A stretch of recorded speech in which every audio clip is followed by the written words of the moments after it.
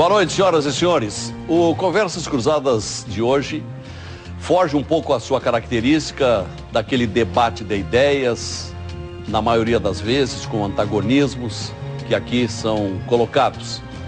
Entretanto, sabem aqueles que são fiéis telespectadores do programa que periodicamente também realizamos programas de convergência, desde que possam se constituir numa boa prestação de serviço. É o que vamos fazer hoje, trazendo o setor médico para o programa, para nos revelar as inovações que têm surgido nesta ciência primordial à saúde e à própria vida das pessoas. Nós vamos tratar das novidades em tratamentos de câncer, na infectologia, na neurologia e nas experiências com as células-tronco.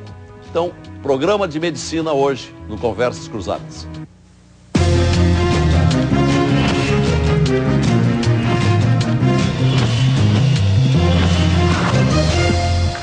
São convidados do nosso programa o coordenador da área de neurocirurgia do Sistema de Saúde Mãe de Deus, Dr. Arlindo Dávila, o professor de oncologia na Universidade Federal do Rio Grande do Sul e presidente da Fundação Sul-Americana para o Desenvolvimento de Drogas Anticâncer, Dr. Gilberto Schwartzman, o chefe do Serviço de Infectologia do Hospital Conceição, Dr. Breno Rigel Santos, e a chefe da Unidade de Criobiologia e Banco de Sangue de Cordão Umbilical do Hospital de Clínicas de Porto Alegre, doutora Liane Marise Rezich. O nosso programa tem o patrocínio de Funerárias Reunidas, carinho, respeito e honestidade, Sicredi, gente que coopera, constrói um mundo melhor, CIEE, ações sociais que transformam, e Sistema Fê Comércio, com você a gente faz a economia girar. A opinião do telespectador aqui no programa, sabem aqueles que assistem, tem o patrocínio de Vinícola Laurentia, Laurentia Vinhedos do Brasil. Então, como dissemos, nós queremos hoje tomar conhecimento de novidades, que não são novidades a rigor, entre os médicos, no pouco ou no muito que pode estar acontecendo. E queremos começar pelo setor de neurocirurgia, que é o doutor Arlindo Dávila, coordenador da neurocirurgia do Sistema de Saúde Mãe de Deus e ex-presidente da Sociedade de Neurologia e Neurocirurgia do Rio Grande do Sul. Doutor Arlindo, um prazer tê-lo aqui. Alguma novidade no setor ou continua tudo igual? Boa noite. Boa noite, Naziel. É um prazer estar aqui na companhia dos colegas. A neurocirurgia é uma especialidade sui generis, porque nós temos que trabalhar dentro de uma caixa fechada que é o crânio. Então, muito da eficiência, da nossa eficiência como cirurgiões, depende da imagem para trabalhar no cérebro. E isso houve uma evolução muito grande. Hoje nós temos à disposição o que se chama de neuronavegadores, que são, além do conhecimento óbvio anatômico, fundamental para a neurocirurgia, o cirurgião pode contar com esse GPS. Então tu pode fazer uma craniotomia menor, tu pode fazer uma abertura no crânio menor e mais rápido, de forma mais efetiva no ponto em que tu quer atingir. Isso é recente? Isso é recente, isso é recente. Tem uns 10 anos, mas de qualquer maneira vem se aperfeiçoando de formas que a gente pode... Funcionando bem. Muito bem. A outra questão que eu gostaria de ressaltar são os tratamentos endovasculares, tá? Ou seja, antes tu tinha que abrir a cabeça, era o único tratamento, por exemplo, um aneurisma, uma malformação arteriovenosa. Hoje há a possibilidade de fazer o tratamento por dentro de um catéter, tá? Funcionas a femoral, como se faz para um cateterismo cardíaco, e é possível, então, levar algum tipo de device, algum tipo de sistema, como coils, molas ou pequenos arames, tubos em forma aramados que se abrem uma artéria, injetar substâncias. Então, isso é um avanço significativo no resgate do que a gente chama de pacientes que tiveram um AVC isquêmico, um acidente vascular cerebral isquêmico, né? Solta um trombo do coração ou da aorta, sobe para o cérebro, tranca numa artéria e é possível, então, desobstruir essa artéria em questão de minutos. Esses tratamentos já estão sendo bem difundidos e usados? Sim, nós temos, isso é rotina já no Mãe de Deus há alguns anos, né? No Mãe de Deus e outros hospitais também? Existe um projeto nacional que o Hospital de Clínicas estava trabalhando na área da neurologia, sob a coordenação do Hospital de Clínicas, estavam tentando implantar isso. Em função de custos, a última informação que eu tenho é que isso deu uma arrefecida.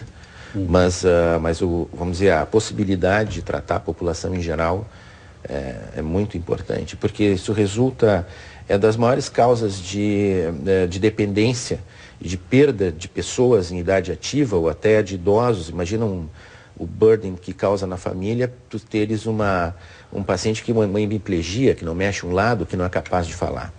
E isso, se a pessoa é levada até 3 horas para o hospital, isso pode ser revertido, né, na maioria das vezes. E o sintoma, a pessoa pode pressentir que tem esse problema? Na verdade, isso é uma decorrência, vamos dizer, é o estágio final de uma doença, que é a aterosclerose, né? Evidente que isso pode acontecer em adultos jovens, aí tu tem um defeito congênito que pode levar, então, a passagem de um coágulo, por exemplo, de um lado para o outro do coração e para o cérebro entupir. Mas a regra é que isso ocorre em pessoas que já têm um histórico de hipertensão arterial, hipercolesterolemia, ou alguma outra doença desta ordem, né, uma dislipidemia, que levam à aterosclerose. Então, prevenir ou tratar essas doenças que estão aí à disposição com a farmácia popular, com não drogas efetivas, né, no sentido de diminuir o colesterol, de tratar a hipertensão, de tratar o diabetes, isso faz com que diminua o risco. Bom, daqui a pouquinho queremos ouvi-lo mais, até porque a experiência tem nos ensinado que aqui em debates médicos, pouco a pouco, os temas vão se interligando. Bom, vamos ao Dr. Gilberto Schwartzman, que é professor de oncologia na URGS e presidente da Fundação Sul-Americana para o Desenvolvimento de Drogas Anticâncer, e um dos 5 médicos do Rio Grande do Sul que é pertencente à Academia Nacional de Medicina. Então, em oncologia, é um dos nossos mestres aqui no Rio Grande do Sul. Doutor Gilberto, boa noite. Boa noite. Bem, a oncologia tem projeções da Organização Mundial de Saúde no sentido de que venha a se tornar a principal causa de morte, não só em países desenvolvidos, como países em desenvolvimento nas próximas décadas. Isso se deve ao fato de que as doenças cardiovasculares, que são a primeira causa de morte, na vasta maioria dos países do planeta, estão sendo progressivamente controladas. E com esse aumento de expectativa de vida, o câncer vai assumir um papel preponderante em saúde pública entre as causas principais de morte, mesmo em países em desenvolvimento. A expectativa para os próximos 30 anos é que 2/3 dos cânceres do mundo ocorram em países como o nosso, países em desenvolvimento. Mas, sabe, isso é interessante. Por que isso? Uma das razões principais é que, com o controle das mortes cardiovasculares, porque hoje a gente sabe controlar com mais eficiência hipertensão arterial, diabetes, aumento do colesterol, se faz mais exercício físico, se controla o peso, não é? O diabetes, então esses fatores foram reduzindo progressivamente a mortalidade por doenças cardiovasculares. E além disso, isso então dá um aumento relativo de câncer. Além disso, o aumento da expectativa de vida, que foi muito importante nas últimas décadas, também se estendeu para os países em desenvolvimento. E quando se aumenta a expectativa de vida da população, vários tipos de câncer comuns aumentam espontaneamente a incidência, como câncer de mama, câncer de próstata, alguns tumores digestivos. Então, existe uma tendência natural que câncer vai ocupar a primeira posição em saúde pública quanto a causas de morte. Câncer tem a ver com desenvolvimento? Na realidade, o câncer vai aumentar a sua incidência pela diminuição da mortalidade cardiovascular. Sim. E pelo aumento da expectativa de vida. Não todos. Sim. É que muitos tumores comuns aumentam com a idade, independente do sucesso do tratamento. O fato de viver mais uma população aumenta a incidência. Câncer de mama é um belo exemplo. Quanto mais vive a população, mais casos de câncer de mama se tem. Qual é a boa notícia? A boa notícia é que hoje nós temos condições de identificar os fatores, digamos, mais determinantes da origem dos tumores nas várias regiões geográficas do planeta. Por exemplo, tabaco, álcool, infecções. Tem alguns tipos de infecções que são associadas a certos tumores muito frequentes. Por exemplo, um dos mais importantes tumores em mortalidade no mundo, o terceiro, que é o câncer de fígado, que ocorre muito na Ásia e algumas regiões da África, tem a ver com hepatite B e C. Então, o controle dessa infecção tem grande impacto. O câncer de colo de útero, que é um problema importante de saúde pública em muitos países pobres e em desenvolvimento, tem relação direta com o HPV, o papiloma vírus humano. E assim por diante, não é? Então nós temos uma série de oportunidades para poder reduzir o número de casos novos, nós temos excelentes oportunidades de detecção precoce, hoje, de tumores, em câncer de mama, próstata, colo de útero, com exames chamados preventivos, não é? E do ponto de vista daqueles pacientes que têm doença, digamos, já estabelecida, que chegam já com sintomas, para esse grupo, o que acontece hoje é uma grande revolução no entendimento dos tumores malignos através da biologia molecular. E isso permitiu com que vários medicamentos mais inovadores, que são muito mais seletivos contra o câncer, passassem a ter um papel, digamos, mais preponderante. Ao contrário da quimioterapia clássica, né, que é mais tóxica, menos seletiva, essas formas de tratamento de base molecular são mais específicas e, digamos, menos tóxicas para os tecidos sadios. O desafio é o acesso dos pacientes ao tratamento. O nosso grande dilema no nosso país, por exemplo, não é que o SUS não funcione bem. O SUS é um sistema universal muito bonito na teoria. O nosso problema é financiamento, organização, distribuição geográfica. Eu me arrisco a dizer para os senhores, tem um dado que eu acho terrível, né? O Tribunal de Contas da União, ano passado, fez uma avaliação do câncer no país e o problema de acesso é terrível, Lazinho, do ponto de vista brasileiro.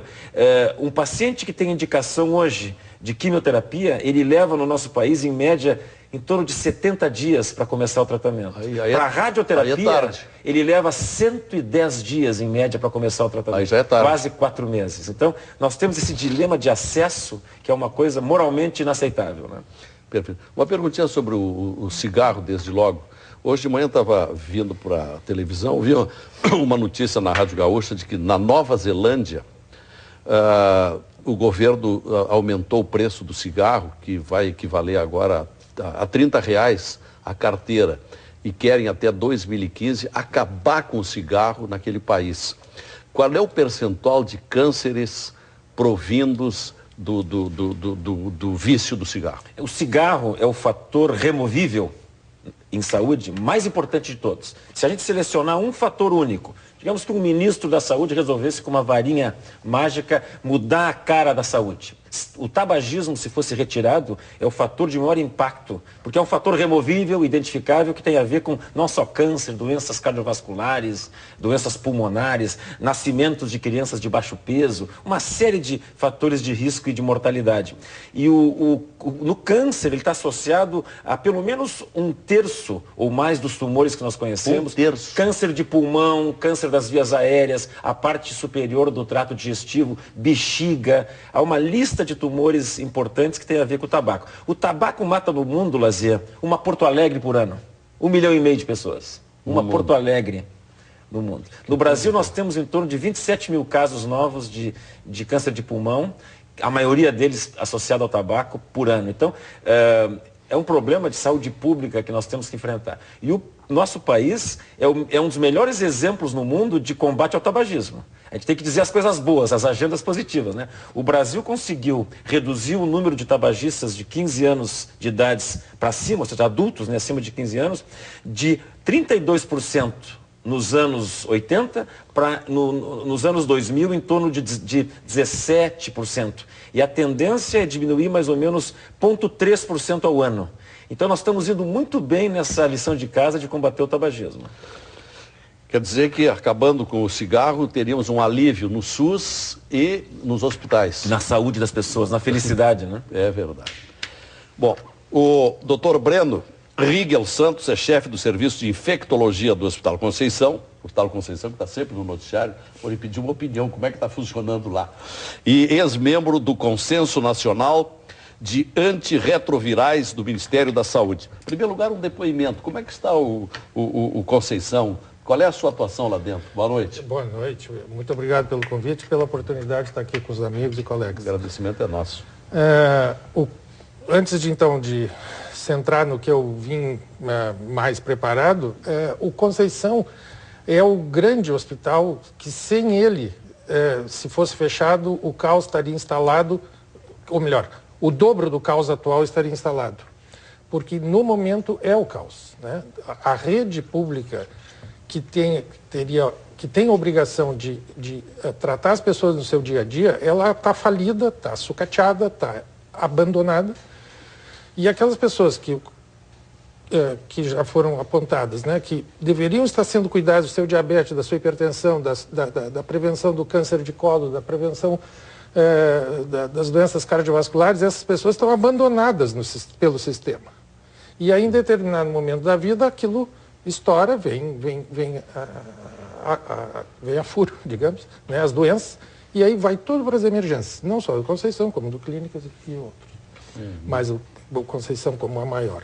Sim, porque há pouco o doutor Schwarzman elogiou o SUS. Mas Como modelo. Como modelo. Agora, como ideia, realidade... Como teoria é perfeito. Se bem que, se não fosse o SUS, não teria tratamento para câncer, não teria transplante, não teria hemodiálise. Então, o Só SUS... que são poucos que conseguem atendimento. Na verdade, o problema é que consegue, mas consegue tarde. E fica esperando numa emergência 3, 4, 5 dias até ter um leito hospitalar. Isso culminou ontem, ou anteontem, com a interdição cautelar. Mas o que... Dos enfermeiros, que foi uma grande novidade. Que, aliás, conseguiram trazer a público o que pouco se sabia ou comentava, que é o estresse dos enfermeiros. Né? São poucos para muitos pacientes. Eu não tenho mandato para falar da emergência do Conceição, mas a gente sofre isso porque, por exemplo, se a gente precisar internar um paciente eletivo para fazer um tratamento quase que preventivo, digamos neurosífilis, um paciente desse não tem como competir numa emergência em que tem doenças muito mais graves. Então, são doenças que ficam cronificando. Bom, e a sua área de infectologia? Vamos dizer, a praga do milênio, né, que está e continua sendo a AIDS, tem 3 vertentes no momento que são importantes reconhecer. Primeiro, as más notícias. A vacina não vai vir tão cedo. Né? Se persegue, é um objetivo fugidio, porque o vírus é muito mutável, é muito difícil montar um ensaio clínico com vacinas, não se acha a verdadeira vacina que vai prevenir, que vai promover anticorpos protetores. Então, essa é a notícia que não é a mais alvissareira no momento. A segunda, e eu vou deixar a última em seguida, é que já se fala em cura da AIDS. Né? Já se fala em cura, já se tem caminhos identificados de cura. Já teve um caso de cura, né? O paciente da Alemanha, o paciente de Berlim, que teve o seu sistema hematopoético trocado por causa de uma leucemia mieloide aguda. Então ele foi irradiado e recebeu quimioterapia, o sistema celular hematopoético foi consumido e ele recebeu um transplante de uma medula compatível com a ausência daquele receptor, o CCR5, que faz com que a pessoa seja imune à infecção pelo HIV.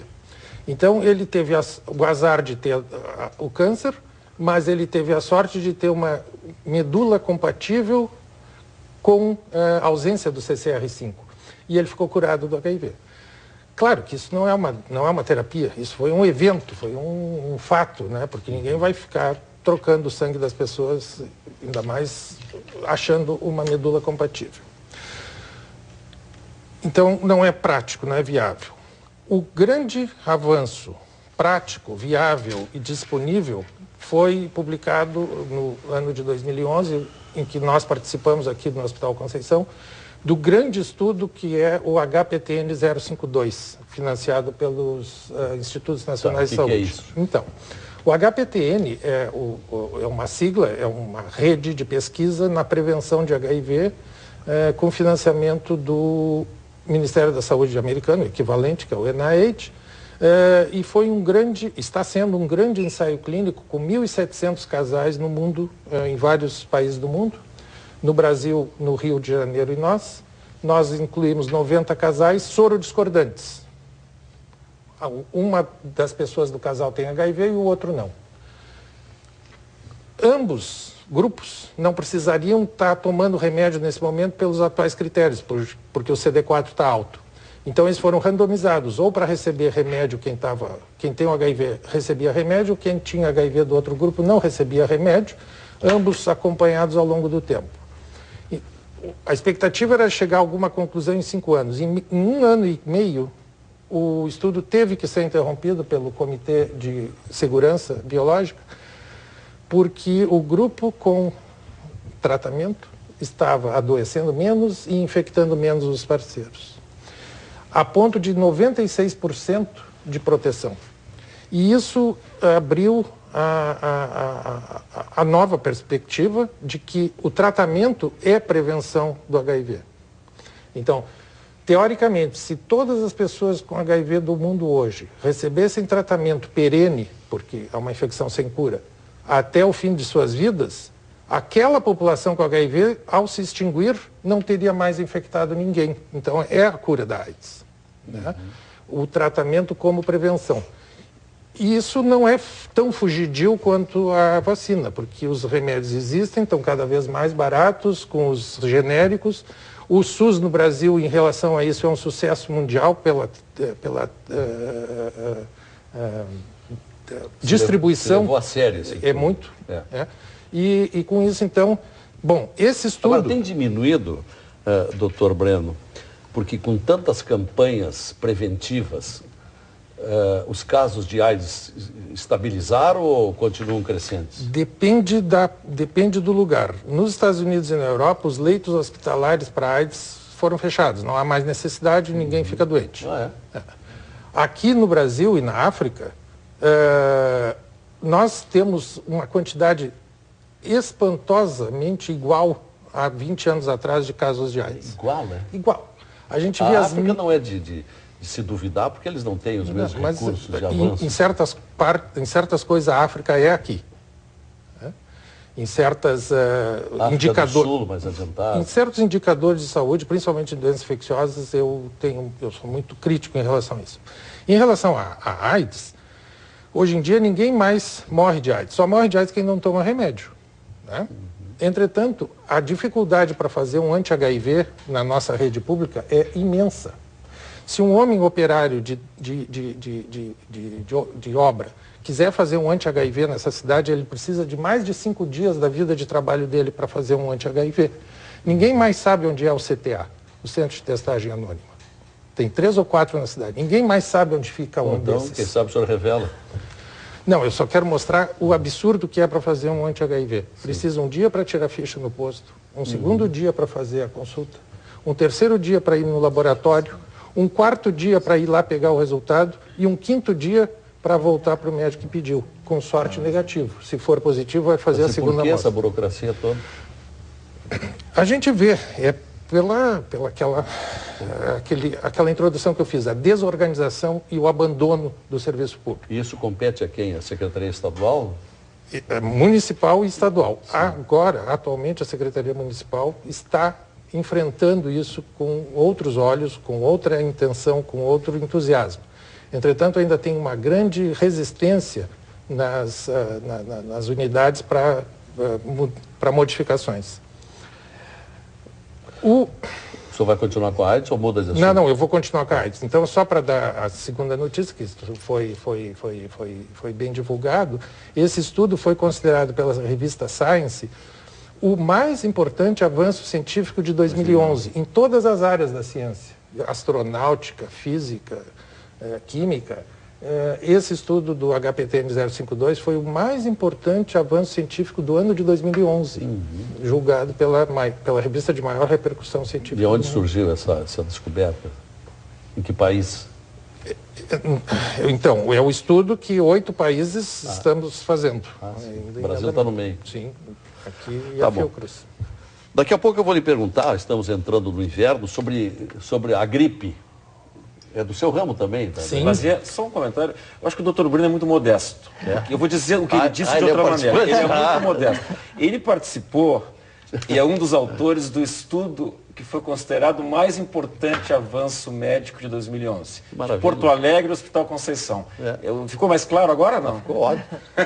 Ficou mais claro e mais honroso para nós termos. Eu acho que tem que dizer claramente as coisas. Essa ilustre personagem aqui Nada do com doutor. ter amigos. Não, mas é justo. É justo. Eu acho que quem inova, que aliás é a palavra de ordem no mundo atualmente, e ainda mais na área da medicina, merece o louvor.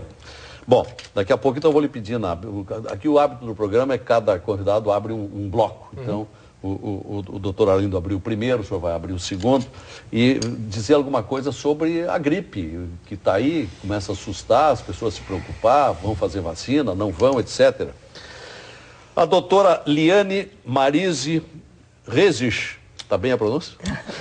É chefe da unidade de criobiologia, que ela vai em primeiro lugar definir o que é criobiologia, do Hospital de Clínicas e banco de sangue, de cordão umbilical também no mesmo setor. E falar nisso que se projeta como a grande inovação que o mundo espera, que é as experiências com as células-tronco, que vai mudar a vida de praticamente de todas as pessoas ou que estão nascendo hoje ou que já têm alguma idade.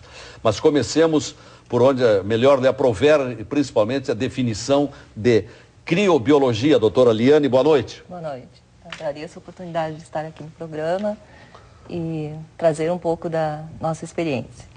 Bom, a criobiologia é manter as células vivas através do frio, né? E isso possibilita hoje os transplantes de medula óssea, né, de células tronco periféricas e de sangue de cordão. Na verdade, nós devemos esse avanço aos veterinários que em 1940 começaram esses estudos em função de preservar esperma de animais mais caros, né? Bem, então, através da criobiologia, então, hoje, principalmente, os bancos de cordão têm um papel muito importante para o transplante, porque eles são uma fonte de células que já estão prontas, né, e podem rapidamente ser mobilizadas para um transplante. Isso já vem se fazendo? Já vem se fazendo, sim. O Clínicas faz isso? O Clínicas é um centro de referência para transplante de medula óssea. O primeiro transplante já foi feito em 1993, né? E esse foi um dos motivos também, como nós já tínhamos essa experiência com a criobiologia, de que o banco de cordão público fosse implantado, então, no Hospital de Clínicas.